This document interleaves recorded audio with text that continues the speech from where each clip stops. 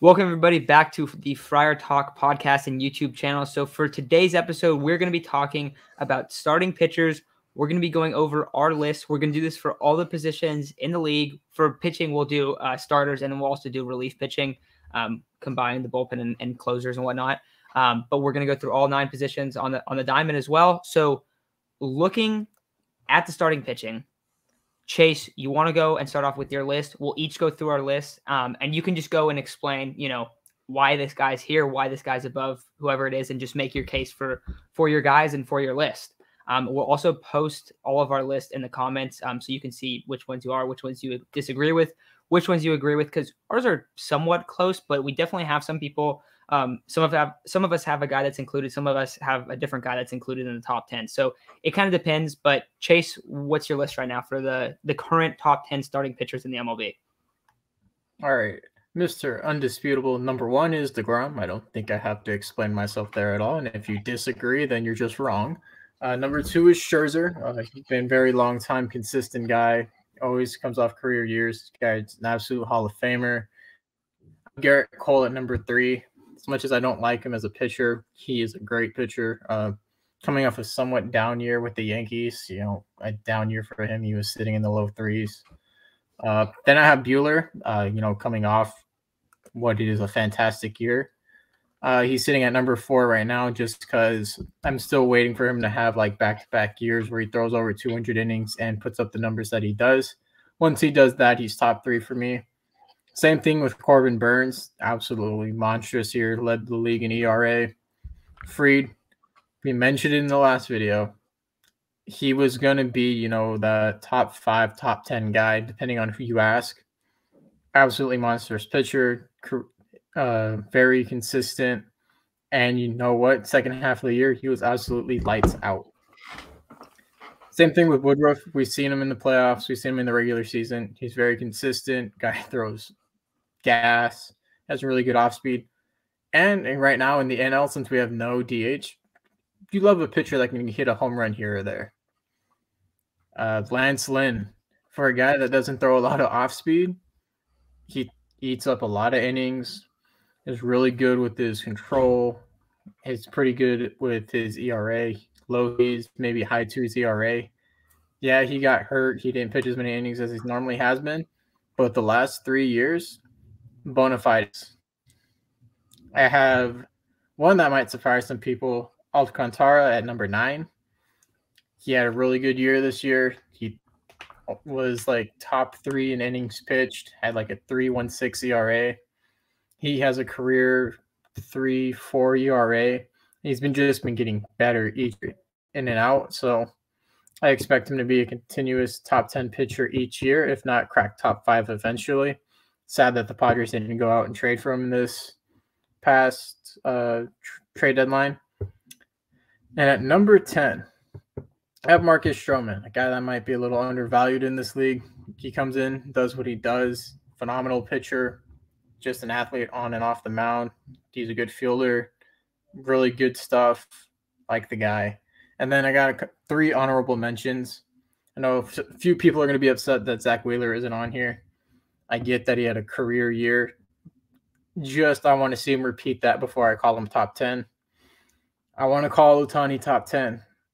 But, man, he's really got to not get injured for 1 year, or at least crack 150 innings pitched. If he can crack that back-to-back years, he's absolutely top 10, if not top 5 pitcher in this game. And then always got to add Joe Musgrove. Had a breakout year, career year, was monstrous. He ate a lot of innings. He did his job, never missed a start, and he had the no-hitter. So if he repeats this same success, he's definitely top 10 in my books. Yeah, so going with my top 10 list, I got Jacob Degrom at number 1. Like Chase said, don't really feel like I got to explain this. Jacob Degrom was on pace to have one of, if not the greatest pitcher by season ever before injury. And, keep in mind throughout my list, I'm not going to really be accounting for, oh, this guy hit the IL, so I can't have him up here. I'm going just mostly based off skill set. Jacob Degrom, undisputed number 1. Number 2, Max Scherzer. I think after Jacob Degrom, obviously, but He had the best season for a pitcher. I'm pretty sure he led the league in a lot of major categories. ERA. He just surpassed, I forgot how many strikeouts, but phenomenal all year. Probably the best pitcher in baseball. Very surprising that he didn't win the Cy Young, but I kind of feel like it was like a LeBron kind of thing where they were just tired of giving him the MVP. They were tired of giving the Scherzer the Cy Young, so they had to give it to Corbin Burns. Mentioning Corbin Burns, I have Corbin Burns at number 3. I'll tell you what, I have Woodruff and Burns in here, and I have Peralta as an honorable mention. As Padre fans, we saw them all 3 in a row. We lost all 3 in a row. So kind of just speaks to the levels of the Brewers and their pitching staff. But Corbin Burns coming off a Cy Young winning year, and he led the league in ERA, I believe. Or maybe that was Scherzer, I forgot. But they're 1-2, I believe. After that, I got Walker Bueller. Again, as Padre fans, we see this guy many, many, many times a year, and he's fantastic every single time. I noticed his velocity kind of dipped in the playoffs, but man, when he's healthy, when he's fully ready to go, he's pumping 99 up there consistently. And same argument can be made for Dustin May when healthy, but Walker Bueller, his all his stuff plays really well, and he's consistently a top 5 pitcher, consistently been a Cy Young candidate since he's really popped off in the league. Next up, I think people might think I have him too high, but I just think that's how good he is. Max Fried at number 5, right? Number 5. Yeah. Number 5. After the All-Star break, he was the best pitcher in baseball if you look at ERA. And as Padre fans, Blake Snell also could have had that kind of time after the All-Star break where he had a 1.83 ERA. For those who don't know, Blake Snell was fantastic for like a 4 or 5 game stretch. I forgot how long until he got hurt. He was amazing. So definitely Max Fried at number 5. I'm not sure like strikeouts per 9 or anything, but when you look at the team that won the World Series, who was their ace, who got them there, who helped majorly get them there in terms of pitching, it was Max Fried. Next up, I got Brandon Woodruff. Arguably, coming into the year, he was the ace of the Brewers, and he's not anymore, but he's probably the ace on many, many, many, many, many other teams. He was just fantastic all year. He's consistently been good, and I feel like going into this year, unless you were a big baseball fan, he was kind of slept on, but now you got to know his name because he's fantastic. Next up, I got Garrett Cole, and the only reason I have Garrett Cole, so I wouldn't really consider it low. I know, Chase, you had him at 3, and that's how good he is. He is really good. But he kind of faltered towards the end. I believe in his last couple of starts, he had like a 6.15 ERA, and we saw his performance in the wild card kind of faltered. But still a really good pitcher. He's still going out there. So I still think he's worth that deal that he signed because before that, he was amazing. Even with that 6.15 ERA, he still ended up with like a 3.23. So he's been really good. Next up, I got Lance Lynn, Mr. I throw nothing but fastballs.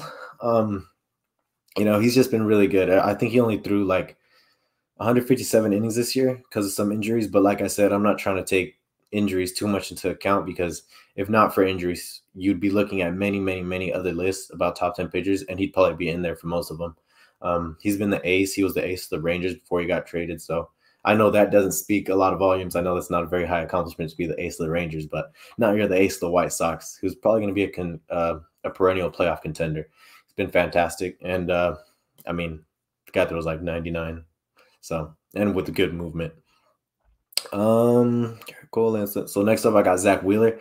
For me too, the jury's still out on Zach Wheeler. I've never been the biggest Zach Wheeler fan, but he had a really good year. So I guess I got to throw him in there.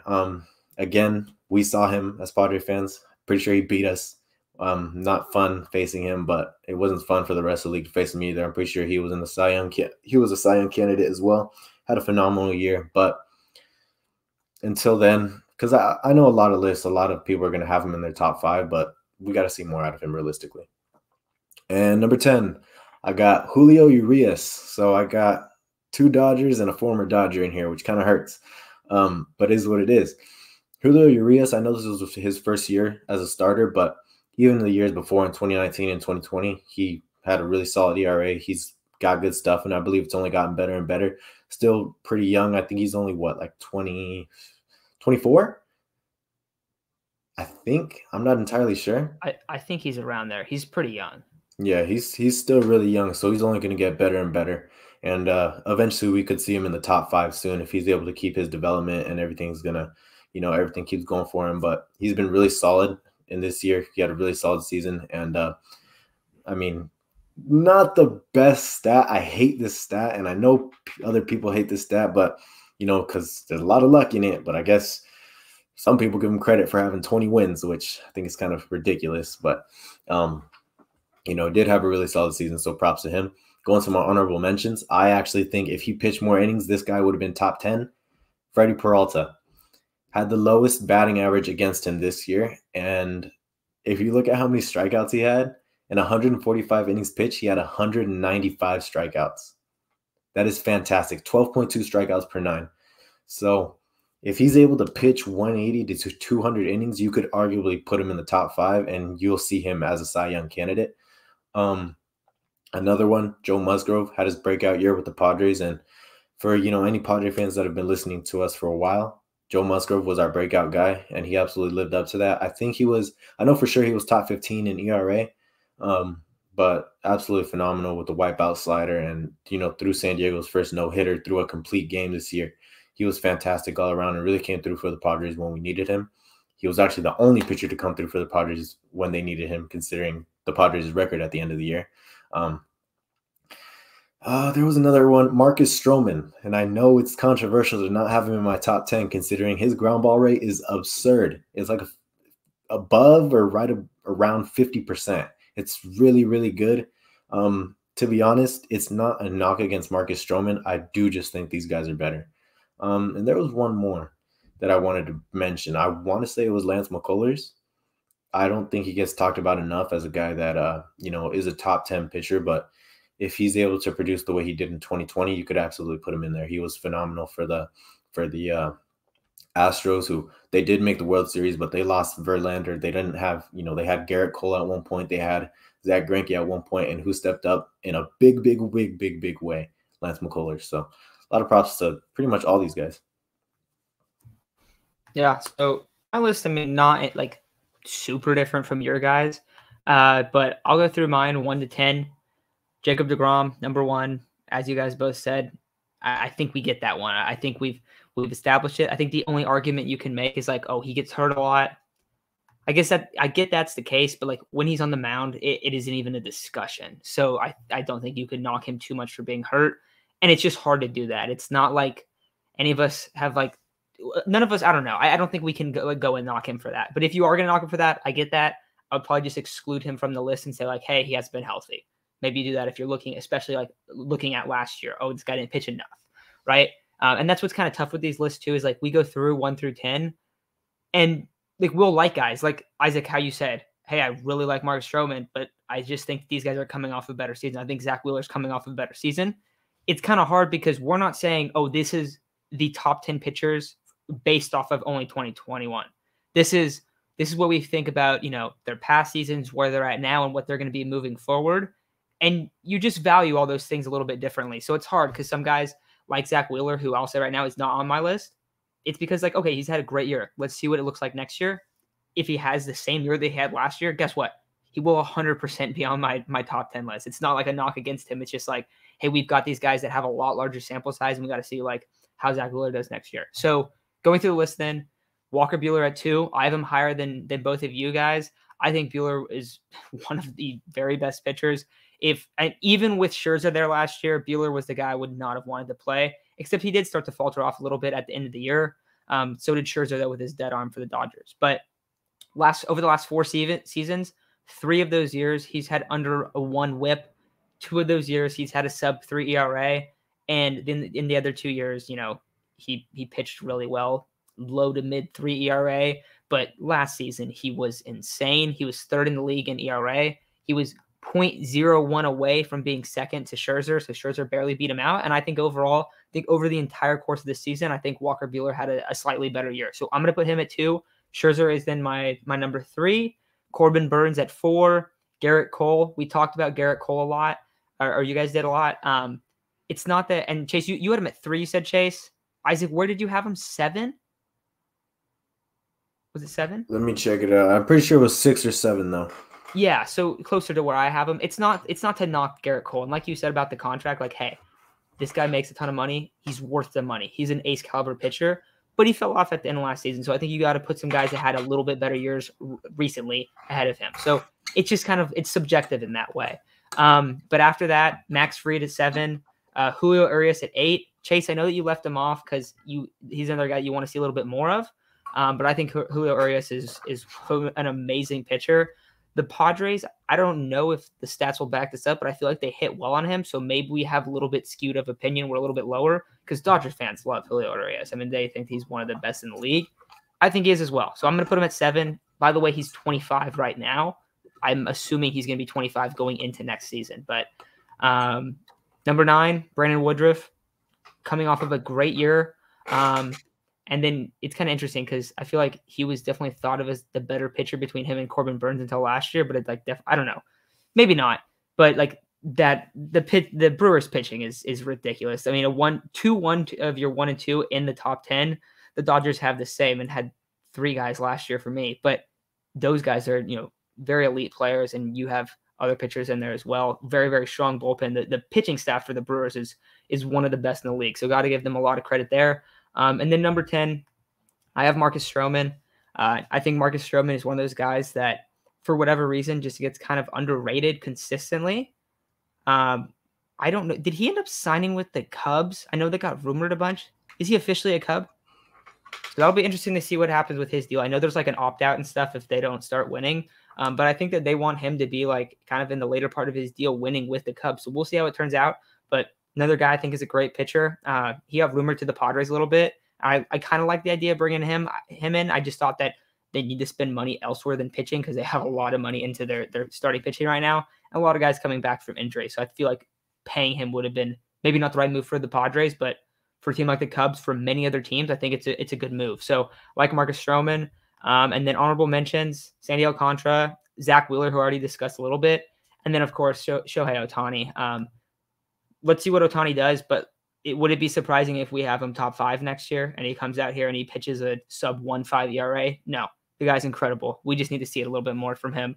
And also, one thing to note, I don't know what his final numbers were last year. I know they were solid, but not like great. He had a couple starts where he got absolutely rocked. So if you took out just a couple of his starts, he had a lot better year than I think what the numbers would say, just because there's like, okay, he had this one game where I think he pitched like an inning, like less than 2 innings and gave up 9 runs, like absolutely rocked. If you're going to pitch like an elite pitcher, 9.5, like 9.5 of your 10 starts, yeah, I'll take that. And then you can just get absolutely rocked in the other one and, you lose that one. That's all right. I'd rather you be elite on, 9 of 10 days or 9.5 of 10 days. And I feel like that's what Ohtani is. If he pitches more, I think he'll eventually, become a top 5 guy.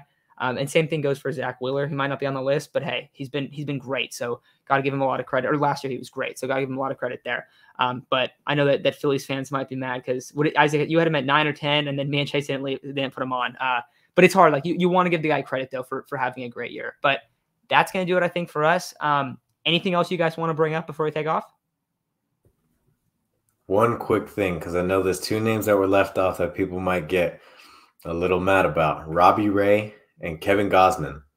Robbie Ray started off the year pretty damn atrocious, if I remember correctly. And of course, he ended off really well, ended up getting a Cy Young, got a big contract, but he wasn't it before. He was not a very good pitcher before. That's another one of those instances where we got to see more. Kevin Gausman was kind of a breakout candidate, broke out this year, but after the All-Star break, really kind of, I would say, lost his ace caliber, or his ace starting job, really, because Logan Webb turned into their ace. Desclafani was better down the road after the All-Star break. And I forgot, I want to say Alex. Who was their other pitcher? Alex. I'm not entirely sure. I just know it was some like Alex. But he might have even been better than Gausman. So, Gausman started off really well. It looked like he was going to win the Cy Young, or at least, after Degrom. But kind of fell off. So, those are the reasons we left him off. Yeah. Outside of that, I think that's pretty good for this top 10 list. If you guys disagree, let us know what you disagree, and obviously vouch for your guy. One thing before we take off, I was gonna ask you guys this because you guys, you brought up Musgrove in your honorable mentions, which I think is definitely fair after last season. He was great. Who has a likelier chance to be in this top 10 list if we do this next offseason? Musgrove or Snell? Because I think it's Snell. I think Snell has better stuff, and if he plays how prime Blake Snell has played, I think you could easily be like, hey, Blake Snell's back to being where he was. He had an off year, but he's back to those great numbers. Do you guys think that's the case, or do you think Musgrove's just going to keep improving on his 2021 year? I got to go Snell, just because of what he did before he got hurt. None of the Padres pitchers were doing that. You can argue Joe Musgrove at the beginning of the season, but even then it was nothing like that. Snell was on another level, and we've seen Snell during his Cy Young years carry that through an entire season, and it looked like he was on the verge of like, okay, I found my rhythm. I found my release point. I fixed my mechanics. Everything was going great until he got hurt. All we can do is hope that he continues to maintain this throughout the entire offseason, because unfortunately, there is a no contact rule since the Players Association MLB have not come into agreement. So players cannot be in contact with their coaches. So hopefully, having that happening, it doesn't affect a lot of players, but we might see that. But I'm hoping it's no. Yeah, so the safe bet would be Musgrove. But I think if you're taking everything into consideration, Blake Snell being a Cy Young winner, he looked phenomenal in that stretch that we were talking about, where he was probably the best pitcher in baseball during a 2, 3, maybe even 4-week stretch. He was absolutely the best pitcher in baseball. Now I know after the All-Star break that honor goes to Max Fried, but we're just talking a little stretch where right after Rothschild got fired, he was phenomenal. It was like no questions asked. We knew he'd go in there and he'd shove.